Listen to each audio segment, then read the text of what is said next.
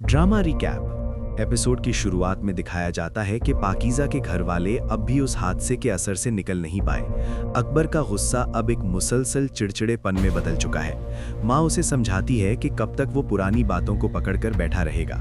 वो उसे नए रिश्तों का लालच देती है और कहती है कि अब उसे किसी ऐसी लड़की से शादी कर लेनी चाहिए जो पर्दादार हो और मोबाइल फ़ोन के चक्कर से दूर रहे, ताकि घर की खोई हुई इज्जत वापस आ सके।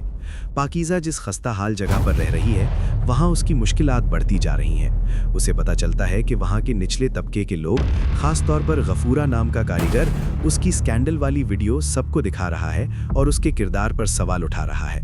वो शख्स पाकीज़ा को डराता है कि ये जगह उसके लिए महफूज नहीं है और उसे फौरन यहाँ से निकल जाना चाहिए, वरना कोई भी हादसा पेश आ सकता है। पाकीज़ा अपनी बेबसी पर आंसू बहाती है कि उसकी पढ़ाई और तमीज़ अब उसकी दुश्मन बन चुकी है।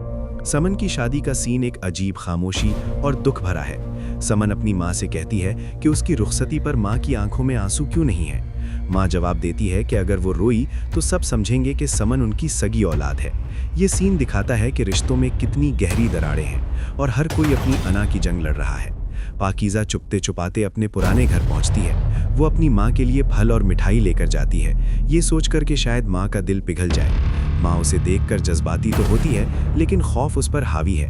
वो पाकीज़ा को गले लगाने या बैठने का कहने की बजाय बार बार गली की तरफ देखती है और कहती है, तू क्यों आई है? अकबर देख लेगा तो क़यामत आ जाएगी।